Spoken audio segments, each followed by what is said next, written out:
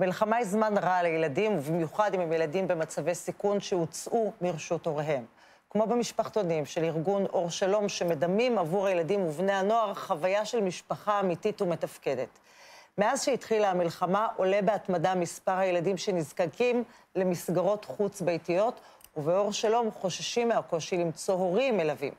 אמהות כמו סווטה, חן ורעות, שיגדלו את אלו שלא היה מי שיגדל אותם. הנה. אשקלון שקטה בימים האחרונים. הרחובות עדיין לא מלאים ובאוויר עדיין יש מתח. אבל לצד מי שפונו מהעיר יש גם כאלה ילדים שנאלצו לעזוב את בתיהם.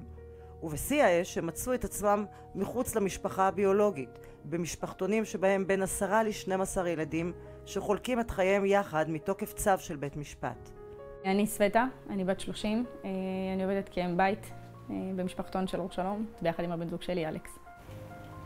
אז אתם הורים ל-12 ילדים. נכון. שמי חן, אני אם בית ל-12 ילדים, 3 מהם ביולוגים שלי ועוד 9 נערות. שמי רעות, אני אם בית ל9 ילדים, 2 מהם ביולוגים שלי. ה7 באוקטובר תפס את הילדים האלה רחוק מהבית. מי שיש לו הורים ביולוגיים נסע אליהם לחג, מי שלא נסע למשפחה המלווה שלו. זה היה בשבת, ממש יום לפני שהם אמורים לחזור. בדקנו שהם כולם בסדר. ובמשפחתון של סווטה, אחד הילדים נסע באותה שמחת תורה לבארי. אני מתכתבת איתו כל הזמן הזה. הוא כותב לי שהוא שומע יריות בחוץ. זה היה לי נורא קשה. נפשית נורא עכשיו קשה. אפשר רגע? בטח. הוא מתאר לי את הדברים שקורים. הוא אומר לי שהוא מפחד, זו פעם ראשונה שאני שומעת ממנו שהוא מפחד. זה ילד שלא מדבר כל כך רגשות. ופה הוא אמר שהוא נורא מפחד, הוא מפחד למות, הוא מפחד לא להגיע לגיל 18.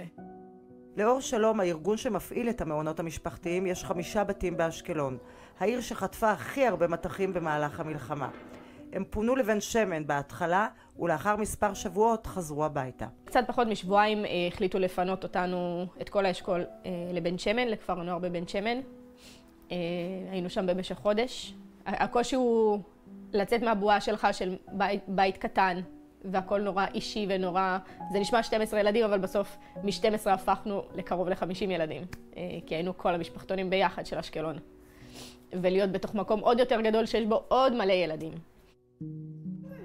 ירקות? רוטב? כמו בכל תקופה משברית יודעים אנשי המקצוע לספר על עלייה במספר הילדים שהוצאו מרשות הוריהם. 4 החודשים של המלחמה הוכיחו שיש קורבנות לא רק בחזית, גם בעורף. ילדים שמתבודדים ונכנסים לדיכאונות ופוגעים בעצמם או שפוגעים בהם בבית. ואז באירועי קיצון כאלה יש טריגרים נורא חזקים שמפעילים את הכל וכבר אי אפשר להחזיק את זה יותר. כשיש צרות בסדר גודל לאומי, הצרות בתוך הבתים רק גדלות. דברים כמו היעדר מסגרות חינוך המון זמן באופן סדיר, ילדים שנמצאים בבית, ילדים שלא בהשגחת הורים. כל מה שפעם היה כאילו נורא מינורי, הכל מתעצם, הכל גדל. איך באמת מסתדרים במלחמה, במילואים? זה היה מאוד מורכב. חיים הוא ממש נוכח. במשפחתון ובעבודה, אנחנו ככה, החלוקה בינינו היא כזאת, היא ממש טובה. כאילו אנחנו עובדים טוב ביחד. כשהוא היה בעזה, אז זה אפילו לא היה כזה חבר טלפוני, כאילו לא היה אפילו להתייעץ כזה. ועכשיו המשפחתונים של אור שלום פשוט מפוצצים. הם מחפשים בנרות עוד זוג אחד, לפחות אחד, שיסכים לפתוח את ביתו. הרבה פעמים אני צריכה להגיד, אני לא אימא שלך, אני לא ילדתי אותך. אבל אני אוהב אותך כמו אמא שלך, ואני פה בשביל לעזור לך. ובסדר, לאט לאט אנחנו נבנה את הקשר ויהיה בסדר, ובסוף זה יצליח.